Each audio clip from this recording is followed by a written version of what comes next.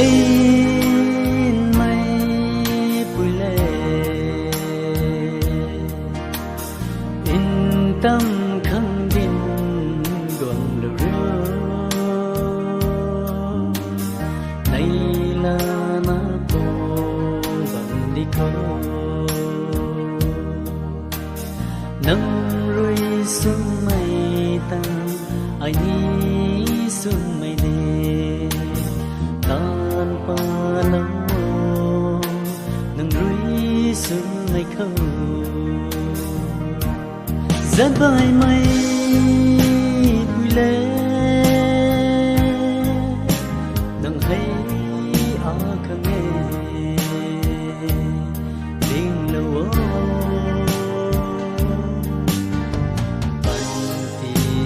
san dân bằng người thế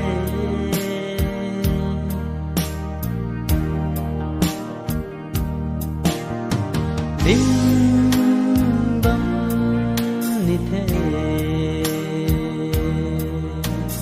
nắng khăng rui à phần thì hay cơn bông mây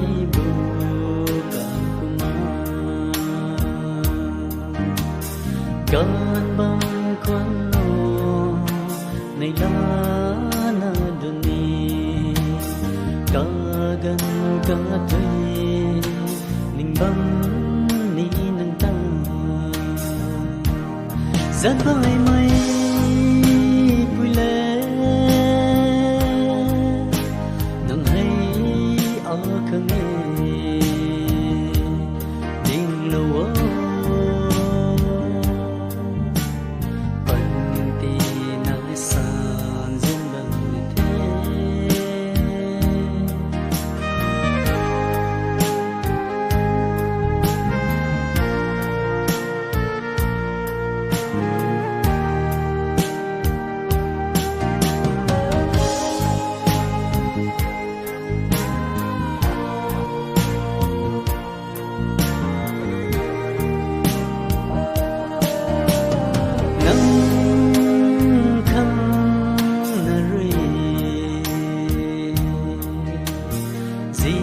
cây dịp quăng thời mà ghé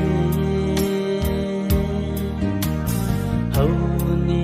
mấy rồi rụng nên thâu bấm cây ngắm mà nghe nâng ta na ninh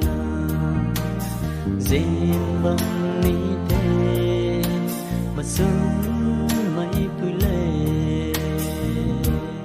dẫn vai mây